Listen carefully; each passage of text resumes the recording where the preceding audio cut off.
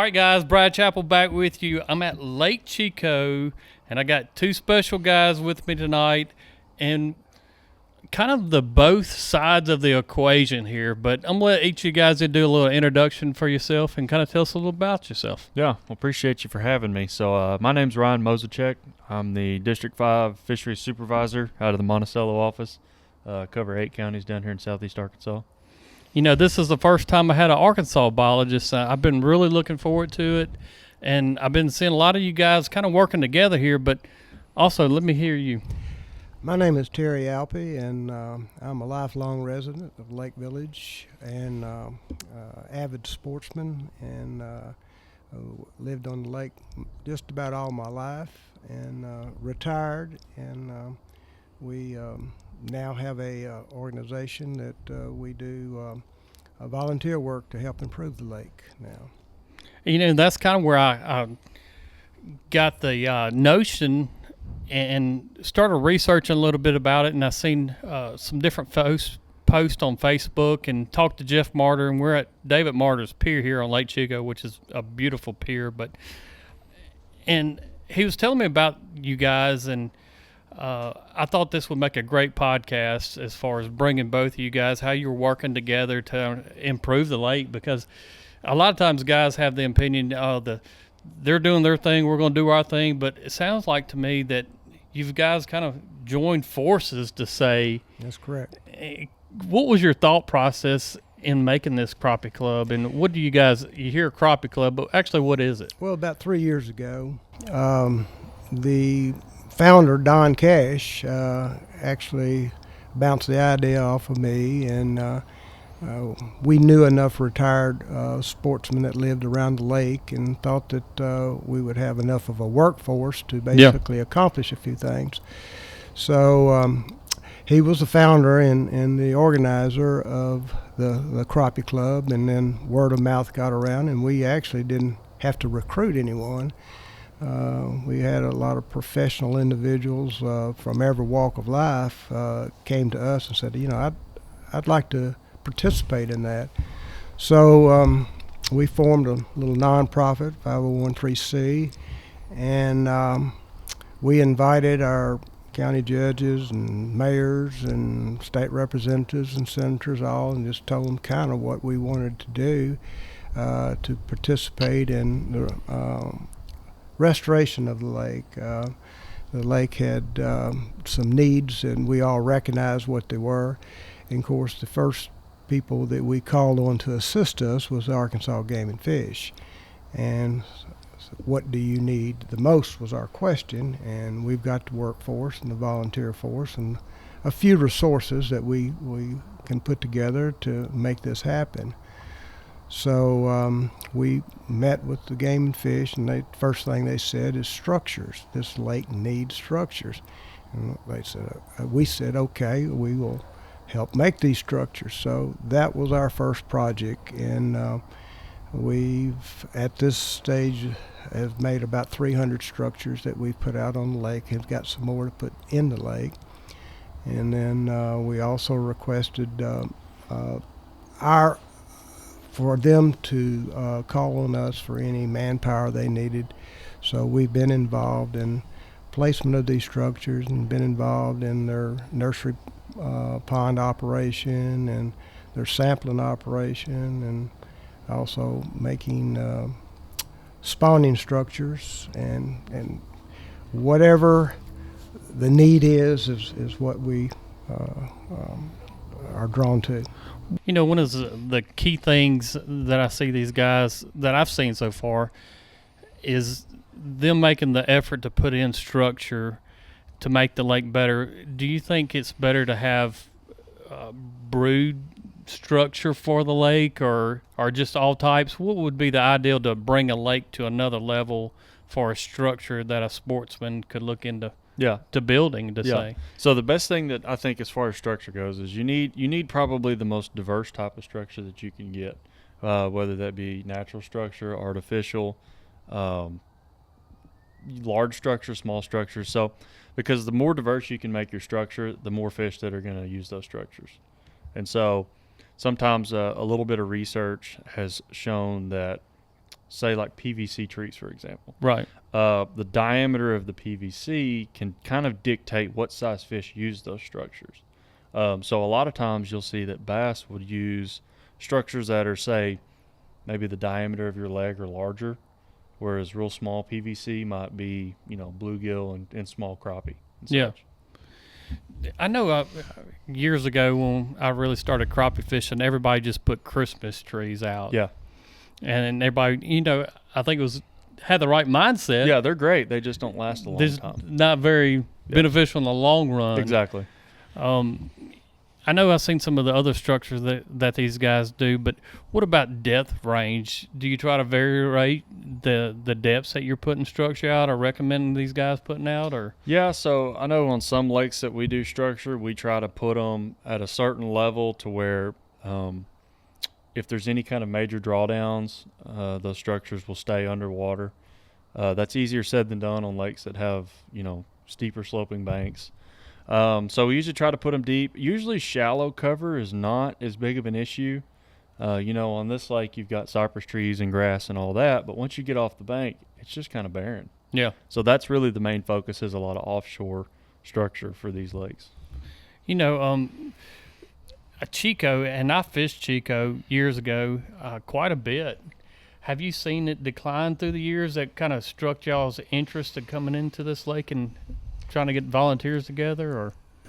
The information or feedback we were getting from them that the crappie size were not of what they needed to be, and the creel limits weren't being filled like normally this lake produced back years and years ago. And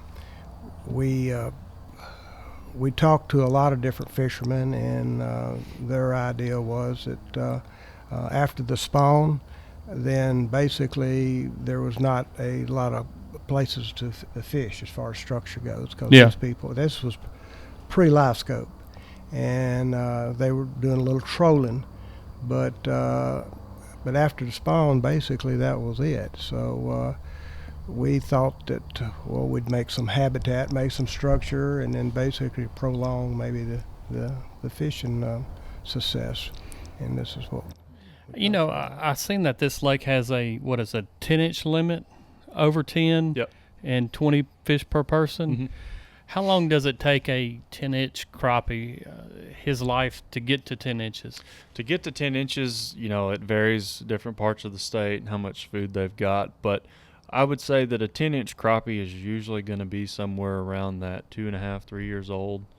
On a faster lake, it might be a year sooner than that, but for the most part, that fish is going to take at least 2.5 years to get up there to 10 inches. I know you mentioned drawdowns, and we're here on beautiful Chicot right now, and it's drawn down. How much water's out of it right now? 6 foot. 6 foot? Right, yeah. Maybe a little more without all the rain we've had. So Right. yeah.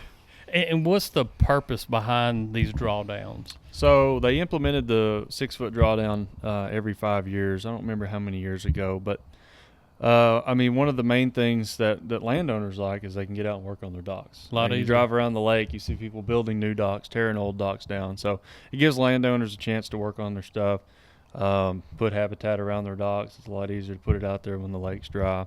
But also you'll see that there's a lot of coffee bean growing around the lake. Yeah. And so the idea behind that is with the drawdown, a lot of sunlight, you get new vegetation growth. And so you'll kind of see the response to that vegetation growth in the springtime.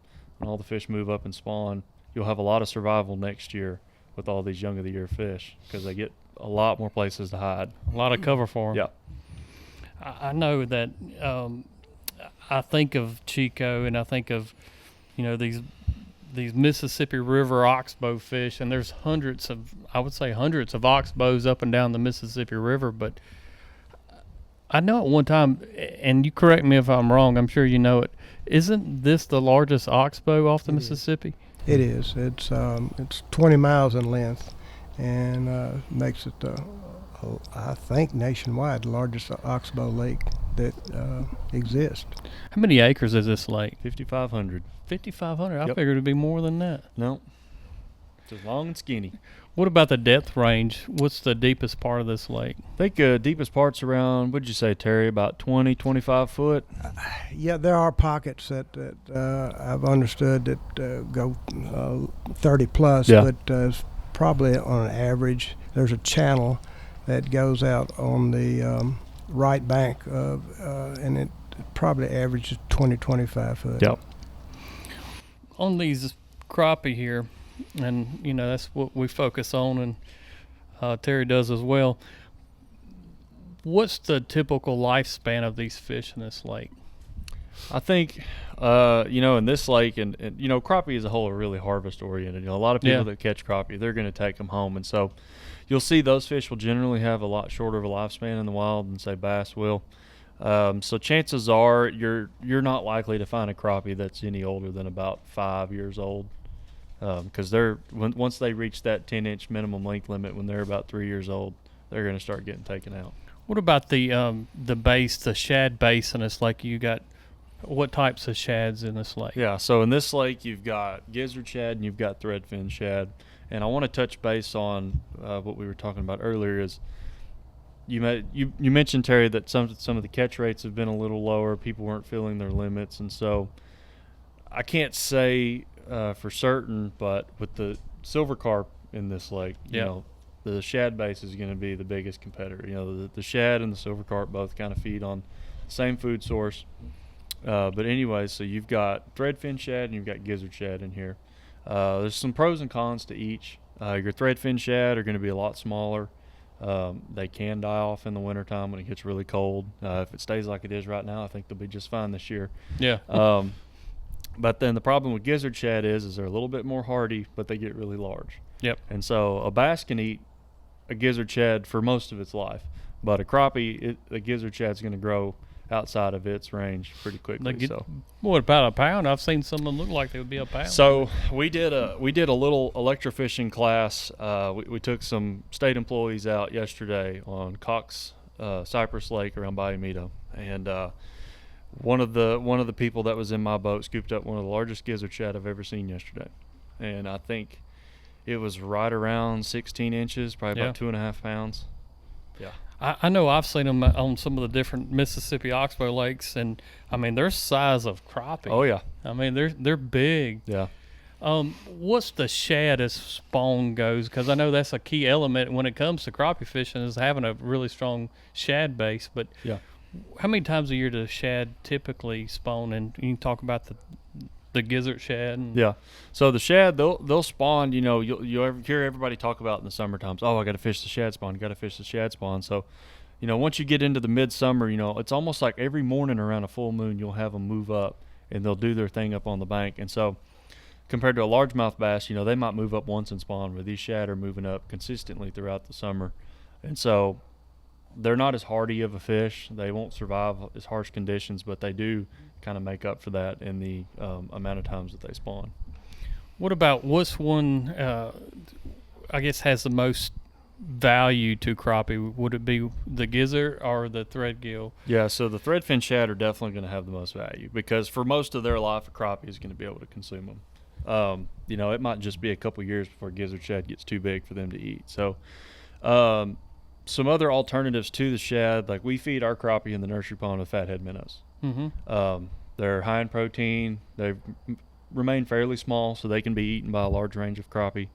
Another one that we use is golden shiner. That's a popular food source. So shad's really good, but sometimes there's some better options that will work for all the other fish. So we usually try to do a diverse mix of everything. Let's talk about this whole brood pond and how it come about, Terry. Well, I think it was 2002, 2003. There was some land that was donated to the Game and Fish for this purpose. And correct me if I'm wrong, Ryan, but I think this is the only pond in the state of its size and nature and purpose. And this was thought to basically help replenish the population having not a good spawn year, and so every year you could release at least 150 to 200,000 fingerlings into the lake and replace the catch source. But the pond is maintained and monitored by the Game and Fish. And the last couple of years since our existence, we've helped the Game and Fish with the labor and anything they needed, sampling of them and releasing of them, and even catching them and helping them put in the pond. But it was a thought process that happened back when the lake was first cleared up. I think it was in the 80s when they built the pumping plant and the two dams on the lake that basically stabilized the level of the lake.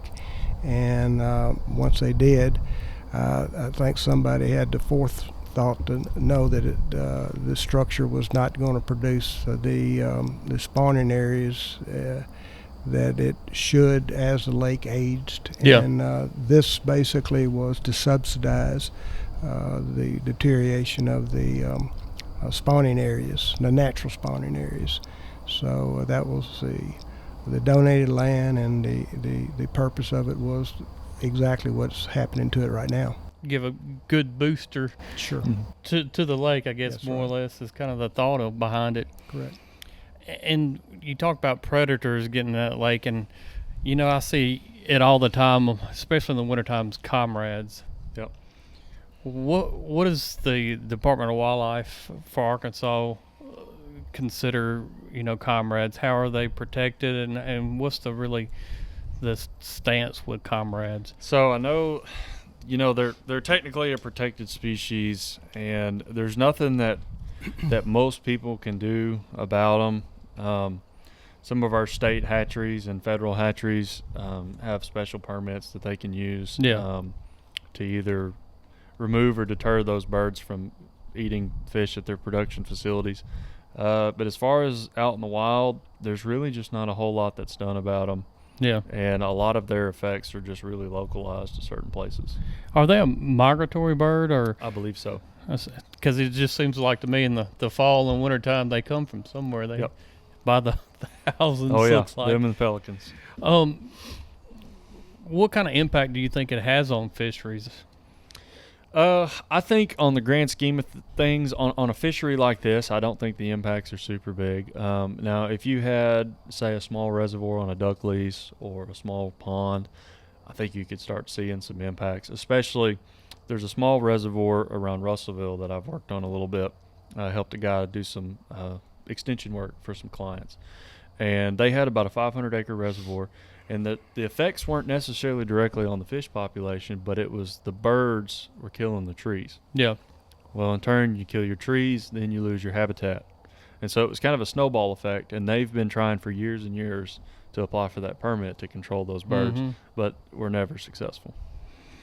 Yeah, I think it's just one thing we're kind of stuck with, and it kind of goes along the next topic is going to be carp. Yeah. What's some of the impacts that you see carp having on your fisheries? Yeah, so there's been a lot of research done, not necessarily in the South. You get a lot of research done in the middle and upper Mississippi River, the Missouri River, and stuff like that. So they've seen certain cases to where high abundances of silver carp have led to, poor condition of gizzard shad, buffalo, paddlefish. These are all fish that filter feed and feed on plankton and algae, and so they're all competing for the same resource. And so if you have silver carp that are kind of negatively affecting your bait fish, that'll work its way up the food chain to your sport fish. Is that the easiest way to tell that a fishery is getting hurt is from the shad population? Yeah, a lot of times so the two things that can key you into a declining fishery is you never want to sample a fish population and it be nothing but big fish. Right. That seems great, but it's not good. So if you see a decline in your young fish coming into the population, that might be cause for concern. And if you also notice that there's a lot of your forage fish that are either absent or maybe they're not doing too well, that could be another problem. And even my personal experience, I kind of seen that what you're just talking about. You see an older age class of fish, but not any young Yep. age class. So I kind of seen that in my own state happen before. But what would be the ways that you guys actually go out and research a lake and say, I feel like this lake is in really good condition? But is it all electroshocking, or what is some of the ways that you actually go into a lake and sample it? Yeah. So to start with, the biggest thing that I've learned in the relatively short time that I've been doing this is there is a giant difference between the health of a fishery and how good the fishing is on the lake. Yeah. So you might have the healthiest fishery ever, but say you have a lake that has no cover. It's really hard to fish because those fish are just roaming out everywhere. So going back to that, sometimes we do creel surveys. We try to interview anglers, get an idea of how long they fished. We want to see how many fish they caught, because there's a lot of times that anglers fish in places that we'll never sample. Our sampling design for most things is supposed to be random. Sometimes we don't choose where we want to sample, and so you might end up with places that don't have a lot of fish, and you might end up with places that have a ton of fish. So we do shock. That's one of our number one tools for bass. For crappie and catfish, we usually set nets, and they usually sit overnight. And so what that does is we usually set them perpendicular to the shore, and it catches those fish moving in and out of areas. And when they hit those nets, they'll swim along them. And when they swim along them, they'll get trapped. So those have been found really effective. And we do other samples as well, the krill surveys, the nets. Sometimes we'll set out gill nets. Those aren't as popular as they used to be, and they're kind of cumbersome to work with. So yeah. What about like the small age class of crappie? Is there a good way for you guys to get a feel of a spawn that's, say, that didn't happen or wasn't successful as normal? Is there a way for you guys to detect in the early stages on your side of things a spawn? It's kind of hard on that, and it kind of depends on what you're using, because for our crappie nets, we have two separate kind of nets. We have the older style, which they call trap nets, and they basically have these mesh boxes on them, and then they've got a mesh panel that runs out. And so those trap nets had real small mesh, and so you could catch really small fish in them. And Terry and the guys kind of experienced some of that when they helped me. We've sampled the fish in the nursery pond with them. Moving forward, we've been more successful recently with using a different type of nets that are more of a rounded shape. They're longer. We've caught a lot more adult fish, but they do have a little bit bigger mesh size, so those really little fish will slip out of them. So depending on what you use, you might not be able to pick up on a year class of fish until a couple years later when they get big enough. But usually, like, for example, we're sampling crappie on Lake Monticello. It's the first time it's been sampled since it's reopened, and you can see that it's super easy. There's two very distinct sizes of fish. They're either big 14 inchers or they're 5 and 6 inchers. And so it's pretty easy to say, well, this group of fish had a really good year. And unfortunately, sometimes stuff in fisheries lags. Like you'll see we have the drawdown. There will be a good year class next year, hopefully, and it might be a little bit before you see that. So everything's not always immediate. What did it show you when you seen, all right, I've got a lot of 14-inch fish, and then did it show you that it was somewhere along those lines you didn't have a good spawn? How far back would it show? So on that end of the spectrum, those 14-inch fish were our initial stocking in the lake when it started refilling. And so since then, they've had a spawn, and so now that smaller group is most likely the offspring of those larger fish. What makes it kind of tricky is, even though a lot of fish grow at the same rate, there's still some that grow really quick and really slow. So as we've aged some of those fish, we've realized that some of those fish that are 14 inches are the same age as some of those fish that are 6 inches. Yeah. So now, I know the elephant in the room is how you guys are looking at Livescope and how it's affecting some of these fisheries, and Chico's no exception. I mean, there's a ton of guys using Livescope here and everywhere. Yeah. So what are you seeing, and what's your thought process on how to look out for Livescope, I guess you would say? So that's a question that we began asking a couple years ago on our angler surveys was, do you use Livescope? If so, what brand is it? And so we try to get an idea of how many people are using it. We did kind of our biologist out of the Hot Springs office, they kind of worked on a little bit of a study, and they found that in the early stages of Livescope, the Livescope crappie anglers were almost more like tournament bass fishermen. Right. They tended to catch and release more often. So we weren't too worried about the impacts of crappie. I think moving forward, we're going to dig a little bit deeper in that and investigate more. But also another thing is there's so many fish now that are being targeted that would spend the rest of their life and never get caught if there wasn't Livescope. Yeah, that's even years ago I went to Oklahoma and did a media deal and fished a lake that everybody just, all they did was single pole fished. And my biggest thing that I thought of that lake, I said, most of your fish in this lake probably die of old age, because it wasn't anybody out in the middle of the lake fishing at all. Everybody was just fished the edge and brush, and nobody trolled at all. And I was like, I really feel like most of your fish here die of old age. Now I don't think that's probably the case with the aid of Livescope, because guys literally just throw down a trolling motor and go and look out targets. And I'm one of those guys as well. I mean, I use it daily, and I've seen the catch ratio just on my guide service, I would say, is probably double what it used to be over a year's time, which, we all go fishing for a reason, is to catch fish. And, my main things that I think about when I think of Livescope is,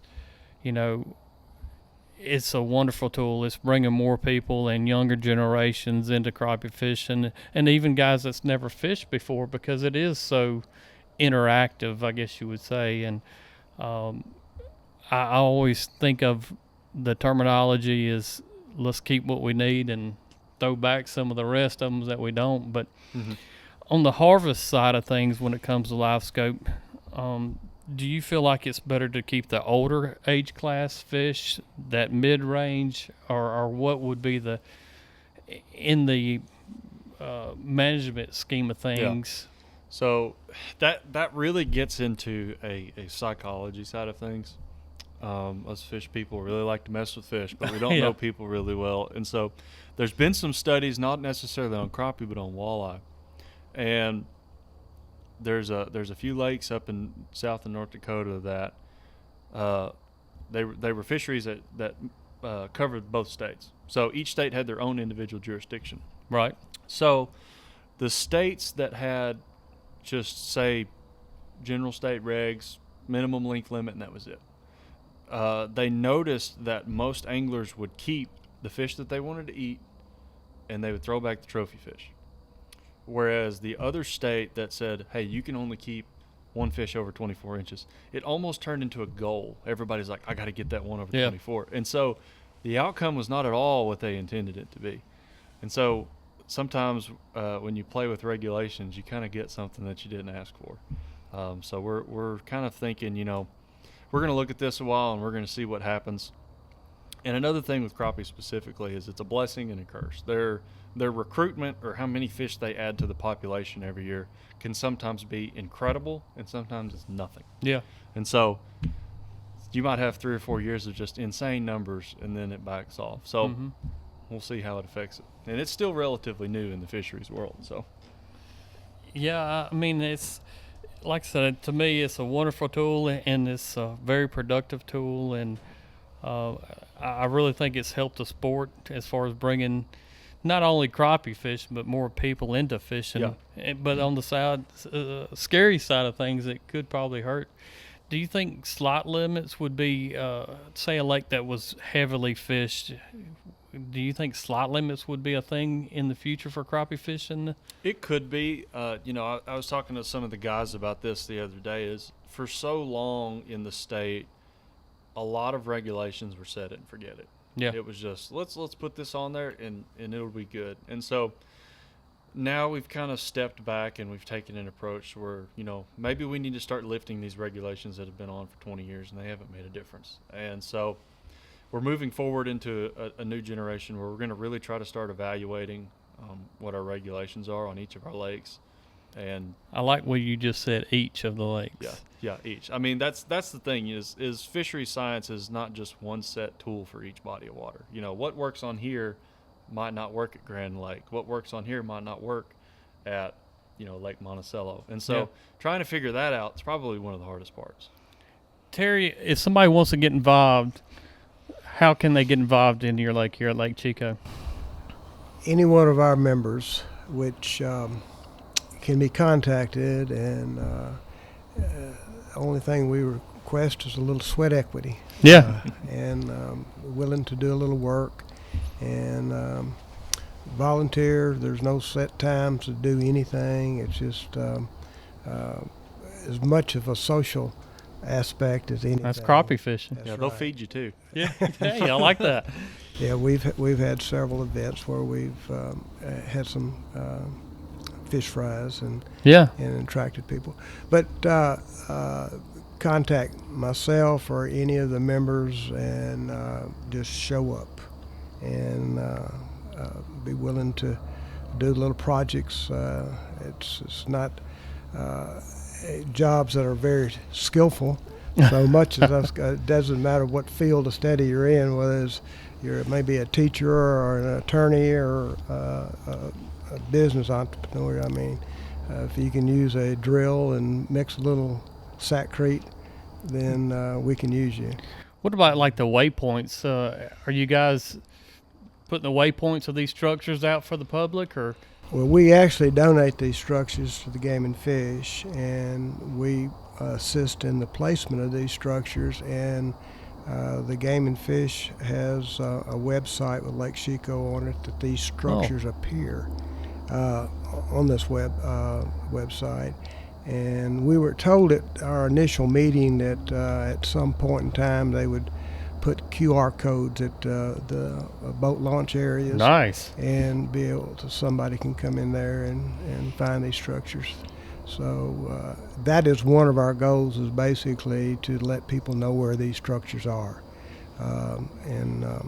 But the Game and Fish website would be the primary source, other than people use their own electronics and find them. You know. Terry, would you mind talking about the project that we wrapped up in April, or not April, August? I assume that you're talking about the crappie release. Well, the crappie release and also the bluegill spawning structures. Oh, okay. Gravel Excuse me. beds. We found a need for the general public to have a better access to a better fishing area, and there also had been some concern from some of the residents in Lake Village that own docks that they have not been able to catch bluegill, red ear, and so we talked to the Game and Fish and said, what is a method that we can not only improve the population but improve fishing areas? Well, this lake is basically has a gumbo or soft bottom with a little bit of sand in it. So the substrate needed to be a little bit different to attract the brim and or the bluegill red ear fish. So we developed some spawning structures. We would build 16 by 32 foot frames with a liner in them, and would put 4 inches of pea gravel in them. And we put 3 sites, one at the state park, one at the city park, and then one at the county park.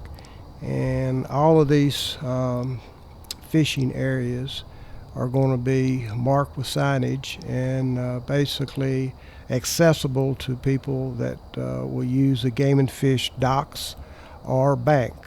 So you don't have to, children or elderly people that do not have access to sophisticated electronics or fishing boats, they can bank fish on them.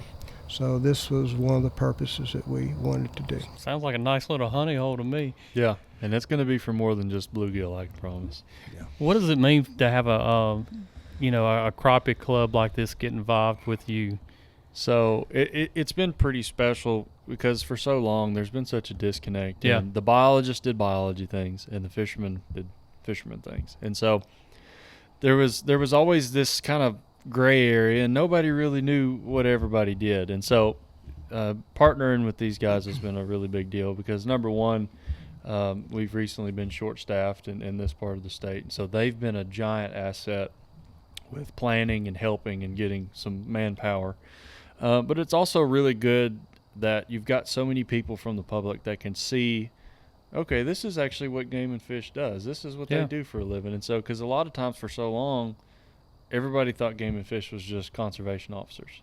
They didn't know about the biologists or any of the other positions. So it's really cool to be able to partner with somebody, and also just people that are interested in something that you are, but also instead of just throwing out things that they want to change, they actually help you do it. Yeah. And so that's been the biggest thing. Yeah, I can imagine that is just, it's very inspirational on my side of things to see what you guys have done, and also on your side of things, y'all coming together and trying to build a better lake. Yeah. And I know that's your goal, and I know that's your goal is just to make the fishery better. So my hat's off to both you guys, and from the crappie fishing world, we thank you as well. Definitely thank you guys for your time tonight. Sure. Coming out here, it's a little bit chilly, but it reminds me of a good fishing day probably tomorrow. Yeah. But I definitely appreciate you coming out Thanks here. for having us. Cannot thank you guys enough. And like I said, from the fishing community, we thank you on both sides of the thing on Well, Crappie thank you Connection. for having us. We appreciate being here. Well, guys, until next time, Brad Chappell here. Hit that like, hit that subscribe, and we'll see you next time. Holla.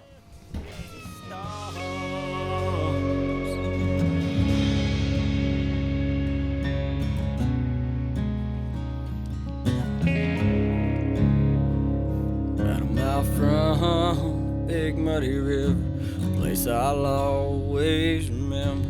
Cabin on the lake and a fishing pole. Forever here I'll rest my soul. I can feel